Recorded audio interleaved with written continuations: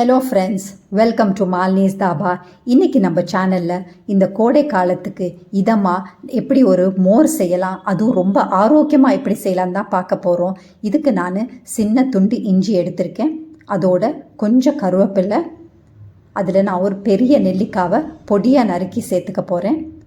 நெல்லிக்காயில் பல மருத்துவ குணங்கள் இருக்குது, நான் சொல்ல வேண்டிய அவசியம் இல்லை, எல்லாருக்குமே தெரிஞ்சது தான். டெய்லி ஒரு நெல்லிக்காய் நம்ம சாப்பிடணும், ஆனால் நம்ம சாப்பிட முடியாது, ஏன்னா அதில் துவர்ப்பு தன்மை அதிகமாக இருக்கும். அதனால நம்ம இதை அவாய்ட் பண்ணிடுறோம். இன்றைக்கி நம்ம இதை நம்ம மோரில் கலந்து அதோடு நம்ம இஞ்சி சேர்த்துருக்கனால அந்த துவர்ப்பு தன்மையை கொஞ்சம் பேலன்ஸ் பண்ணி தரும். அதனால் இது ரொம்ப டேஸ்ட்டாக இருக்கும். உங்கள் குழந்தைங்களுக்கு கூட இதை ஒரு மார்னிங்கில் ஒரு ட்ரிங்காக கொடுத்து உங்கள் ஸ்கூலுக்கு அனுப்பலாம், இல்லைன்னா அவங்களுக்கு பிரேக் டைமில் இதை ஒரு ட்ரிங்காகவும் நீங்கள் கொடுக்கலாம்.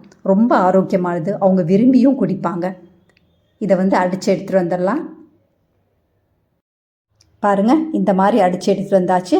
இதில் நான் 1/2 கப் தயிர் சேர்த்துருக்கேன். நீங்கள் எந்த கப்பில் தயிர் எடுக்கிறீங்களோ அதே கப்பில் 4 கப் தண்ணி சேர்த்துக்கணும். இப்போ நான் 4 கப் தண்ணி சேர்த்துருக்கேன்.